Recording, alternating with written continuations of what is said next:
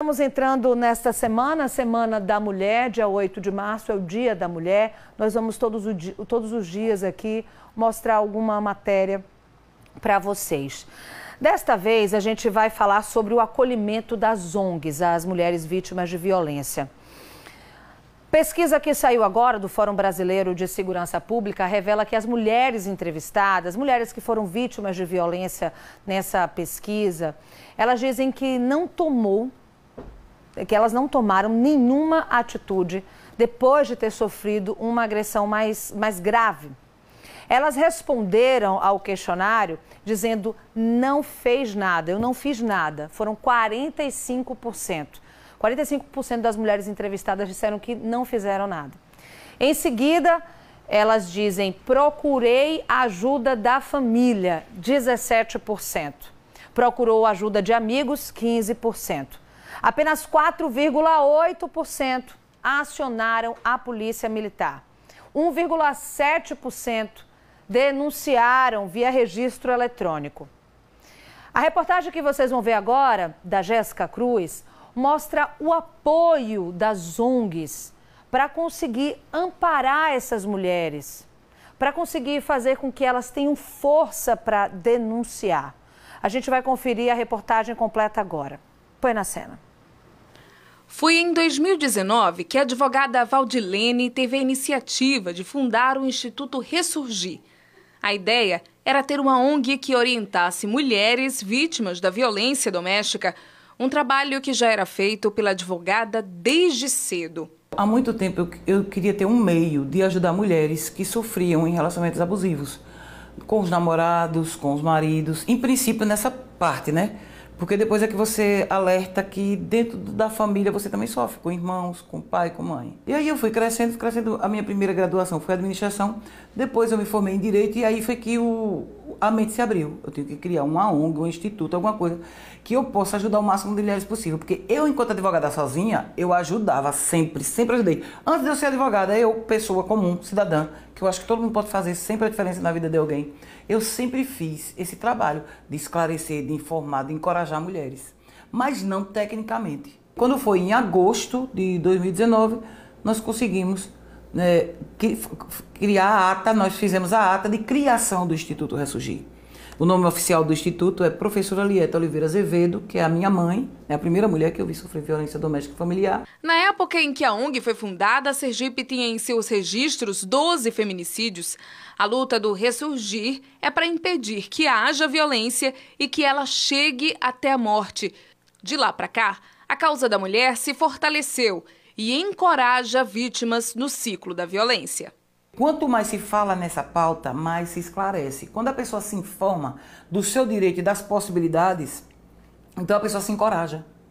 Porque você vê, no passado, mulher vítima de violência, a vida toda sempre teve.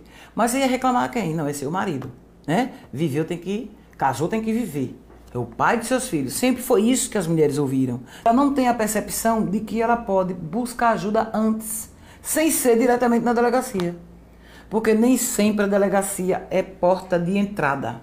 Às vezes a mulher não tem um suporte psicológico, ela não está preparada psicologicamente para levar um processo, para levar um boletim de ocorrência, para levar, entendeu? Aqueles procedimentos judiciais.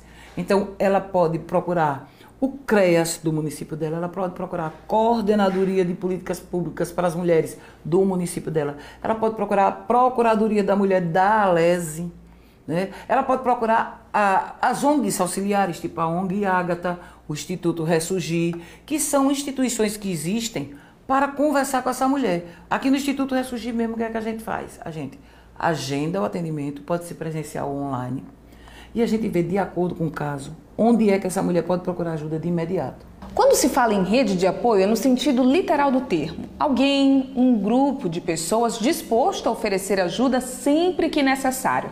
Parece fácil, mas não é. Não é sempre que uma vítima de violência doméstica tem alguém para lhe estender a mão.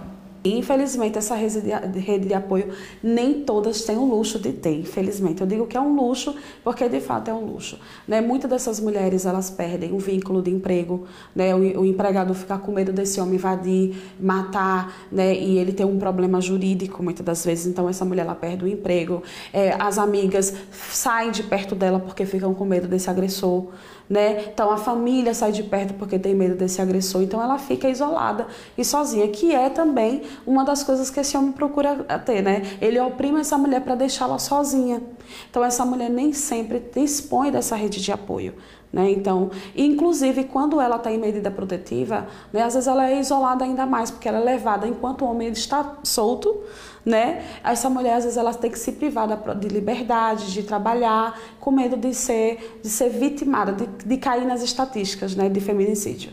Valéria sabe bem do que está falando. Foi vítima de violência doméstica e aprendeu na dor que a saída para tanto sofrimento da mulher era o amor e a empatia. Eu também sou filha de uma mulher que sofreu violência doméstica e a violência não estava próxima, estava dentro da minha casa, infelizmente, né? Então eu vivi nesse contexto e quando eu me dei por mim dessa violência que havia me acometido, eu percebi que se eu não parasse para refletir sobre ela, eu poderia reproduzir ela na minha própria vida. Então, a partir desse entendimento do que aconteceu comigo, eu abri os olhos que eu poderia sim fazer alguma coisa por outras mulheres, que assim como eu vivenciou, né, que eu vivenciei, mas que vivenciam essa violência dentro dos seus lares.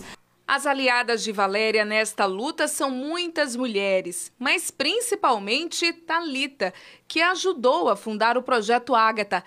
Eu vim do Rio há 8 anos atrás, na verdade há 10 anos atrás, e aí eu me deparei com essa realidade da mulher sergipana, da mulher nordestina, que até então eu desconhecia. E aí conversando com a Valéria sobre essa inconformidade, né, de como as coisas estavam naquele momento, de políticas públicas, de acolhimento a essas mulheres, foi então que a gente decidiu de parar de colocar a culpa em A, B ou C e olhar para a sociedade civil, para a gente que é a sociedade civil, e ver, a gente tem o poder de mudança. Então o que a gente pode fazer para mudar essa realidade? Foi aí que a gente decidiu criar o Instituto Social Ágata. No Projeto Ágata, a mulher encontra abrigo, assistência psicológica, consultoria. Os frutos são muitos. Mulheres que conseguiram a independência psicológica e financeira. Ao longo desses 8 anos, nós temos cases de mulheres que aprenderam com 38 anos a escrever com a gente aqui. Foi uma alegria ver o caso da Josefa, de 38 anos, escrever seu nome pela primeira vez aqui com a gente. A gente teve outros casos de mulheres vítimas de violência doméstica que chegaram aqui abatidas, tristes e passaram pelo atendimento psicológico, conseguiram enxergar um novo caminho, uma nova perspectiva, né, de futuro. E até hoje nós temos mulheres que estão sendo atendidas e que quando ela chega, a gente tem essa preocupação de trazer esse acolhimento para ela e mostrar para ela que é só uma fase e que isso vai passar e que a gente está com ela para ela poder romper e escrever uma nova história.